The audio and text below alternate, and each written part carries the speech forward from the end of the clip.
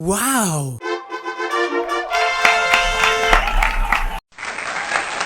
Descomplicando o Saber traz uma inovação.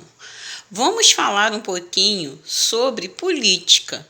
O nosso amigo Wagner falará sobre o plano de governo de cada um dos candidatos, ok? Vamos lá.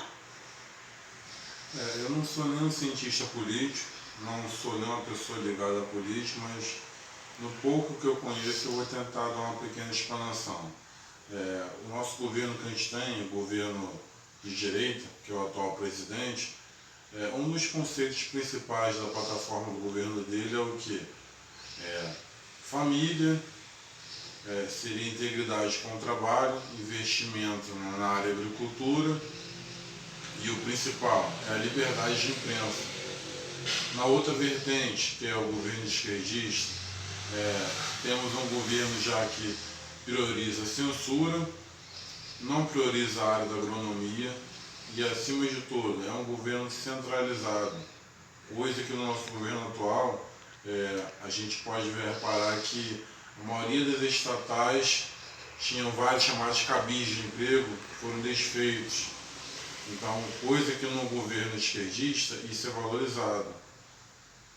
Uma das maiores conquistas que tivemos nesse momento desse governo foi o quê? Foi a redução da máquina pública. De que forma? Reduzindo os cabis de emprego. Com isso, reduziu-se grande parte da corrupção que havia sistematicamente no governo. Coisa que em governos anteriores de cunho esquerdista, notava-se que isso era padrão no sistema de governo deles. Uma pergunta, Wagner. O Lula, ele ficou um período preso, né? Explica se ele foi absolvido, o que aconteceu em relação a essa prisão dele. Explica, por favor. Eu vou tentar dar uma explicação um pouco lógica para algumas pessoas que ainda não entendem e não compreendem a narrativa que é falada e não sabem. O que acontece? O Lula foi julgado e condenado em diversas esferas de tribunais, né? E com isso ele foi levado à prisão. Só que ele deveria ter sido julgado numa área específica, ou seja, segundo foi passado, essa era em Distrito Federal. Como a Lava Jato ela se baseou-se em Curitiba e fazendo-se valer das condenações lá, ele, por meio de advogados, conseguiu, através de impetrar uma ação que fosse possibilitado a anulação das condenações dele. Ou seja, baseou-se um fato, uma narrativa dizendo que, já que ele deveria ter sido condenado em Distrito Federal, no caso em Brasília, e foi condenado em outra área, outro CPE, outro CEP, né, no caso outra região, o que aconteceu? Todas as condenações dele que ele teve, tudo que ele passou, foi de certa forma foi anulado. Mas, só salientando, ele não foi declarado inocente. Outra pergunta.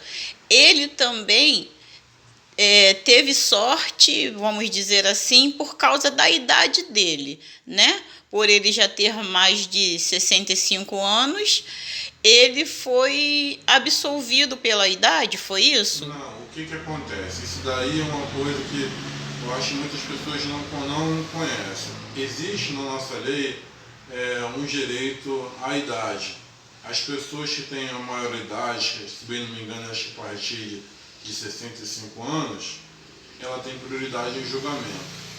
Por o julgamento dele não ter sido feito em tempo hábil, e ele ter completado essa maioridade, essas condenações prescreveram. O que acontece? Perdeu-se o direito de condenar. Mesmo já tendo todas as provas, ele não teve mais o direito de ser condenado. Agora, se for haver o julgamento, como ele não é inocente, vai ter que se começar tudo da estaca zero. Tudo novamente. Mas se começar tudo novamente, por ele ter mais de 65 anos, vai tudo se repetir, não é mesmo? Correto. Haja vista que, como o processo dele foi todo anulado, tudo que já foi julgado, tudo que já foi impetrado contra ele foi anulado.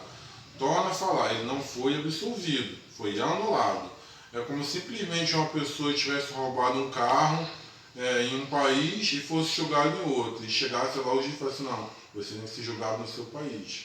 Então, quer dizer, ele continua sendo condenado, porém, foi anulado as condenações dele. Ele está esperando que um juiz consiga fazer o julgamento dele na forma correta, segundo eles, que é na área do distrito dele, para poder continuar o julgamento, que é lá em Brasília. Sim, uma outra perguntinha. Bolsonaro é da direita, o Lula é da esquerda, né? Então, Bolsonaro, ele não é a favor de alegar poderes a terceiros. E o Lula é o contrário, né? Porque ele já falou que se ele for eleito, ele vai delegar poderes às pessoas que o apoiarem. Isso é correto? Eu estou correta nessa afirmação? Uma coisa que a gente tem que ver no governo do nosso presidente atual, o que acontece? Todos os cargos dele foram distribuídos de forma meritocracia. Se alguém não sabe o que é meritocracia, eu posso falar. A meritocracia é quando você distribui um cargo ou uma função a alguém que é capacitado e é justo aquele cargo, aquela função, aquele trabalho. Na condição do Lula, o que ele fazia? Ele tinha apoiadores, tinham pessoas que o ajudavam e, como forma de agradecimento, ele pegava qualquer pessoa que a ele era indicado e colocava em um ministério, em um cargo, sem a menor chance de governabilidade que aquela pessoa pudesse ter. Isso é como antigamente, né? Que a família inteira participava. Ela seria uma forma de agradar as pessoas que o apoiaram. Tipo, ele tinha um cargo na área de saúde e um partido qualquer o apoiava. Então, como forma de agradecimento, aquele partido indicava uma pessoa, essa pessoa de fato não conhecia nada da área de saúde, mas, no entanto, como forma de agradecimento, ele dava um cargo para aquela pessoa e a gente vê o desastre que acontecia, né? Pessoas que não eram capacitadas, pessoas que não conseguiam fazer gestão daquela área por não haver conhecimento, simplesmente porque receberam um cargo de apadrinhamento da pessoa que o concedeu. Wagner, muito obrigada pelo seu esclarecimento. Espero, Descomplicando Saber, espera ter ajudado a todos que irão votar no segundo turno.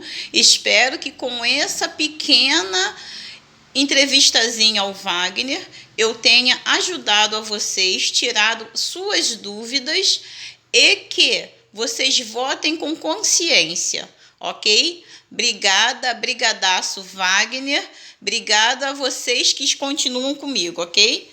Beijocas, até a próxima.